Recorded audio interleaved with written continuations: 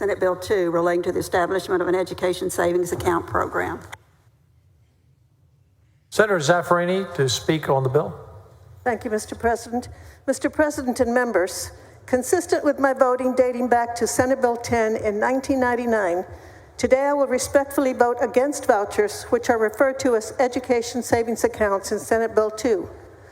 My vote reflects my commitment to ensuring the integrity of our public education system and to protecting equal educational opportunities for all Texas students, regardless of their zip code or financial background. Although some statewide polls indicate support for vouchers, I believe responses were colored by the questions asked and that results would be different if questions were framed differently. Counter to those poll results, my constituents consistently have expressed their preferences for expanded educational opportunities within the public school system and their opposition to diverting taxpayer dollars to private schools with little to no accountability. More specifically, members, this session, 459 constituents in 355 emails and 104 phone calls have contacted me in opposition to Senate Bill 2, and only one constituent in one letter has asked me to support it. Because this is representative government, my vote is based on the needs and interests of Senate District 21, balanced with those of our great state. Education in all arenas and at all levels is my highest priority.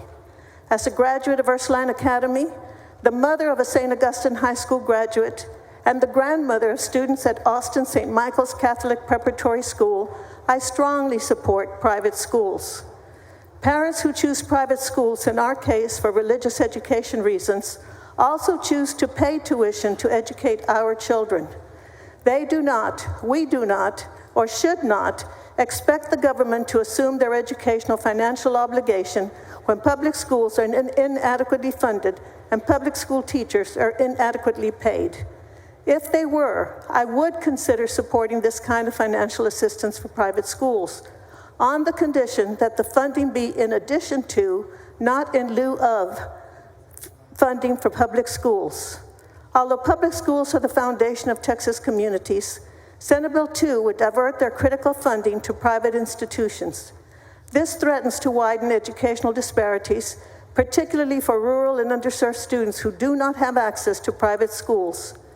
Senate Bill 2 also does not ensure that private institutions accepting voucher funds would accommodate students with disabilities or those requiring special education services. It would require parents who accept ESAs to waive their federal and state special education rights, leaving vulnerable students without necessary support services.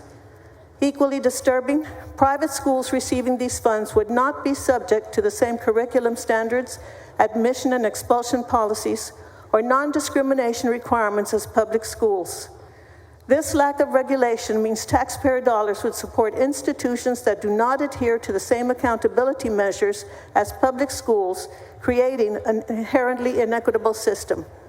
As legislators, our highest priority should include adequately funding our public schools.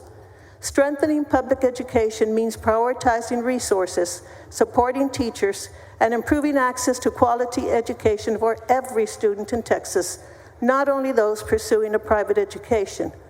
I hope to continue to work with my colleagues to develop policies that enhance educational opportunities for every Texas student and ensure taxpayer dollars serve the public good. Accordingly, I will respectfully vote no on Senate Bill 2.